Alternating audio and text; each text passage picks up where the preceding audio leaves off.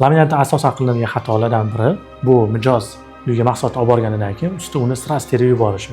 Bu eng katta xatolardan biri. Ayniqsa qish mavsumlarida mahsulot kelganidan keyin mijoz uyida kamida 48 soat uyda o'sha haroratda turishi kerak. Agar sras terib yuboriladigan bo'lsa, ertaga zamoklar ochilib ketish ehtimoli bor. Ikkinchi katta xatolardan biri ko'pchilik ustalar laminatni devorga taqab terib qo'yishadi. Bu eng katta xatolardan biri. Laminatni обязательно orasida joy qoldirish kerak. Ya'ni qanaqa? 12 mm tarketimizdagi 12 mm zazor. Bo'lmasa eng kamida 1 cm zazor qoldirishimiz kerak orasida. Bu zazorni qanaqa keyin yopamiz deyishligi mumkin klientlar. Biz qo'yganda bu yopilib ketadi. Endi nimaga buni taqab terib qo'yamiz? Xato deb hisoblaymiz. Taqab terib qo'yganda ertaga pol kengayganda o'rtalari ko'tarilib ketadi. Agar zazorini kattaroq terib qo'ysa, unda ham pol kengayganda oralari ochilib ketadi. Bu ham eng katta xatolardan biri hisoblanadi. Yana katta xatolardan biri uy egalari ko'pincha laminatni o'zini ustalarni olib kelib terdirishmaydi.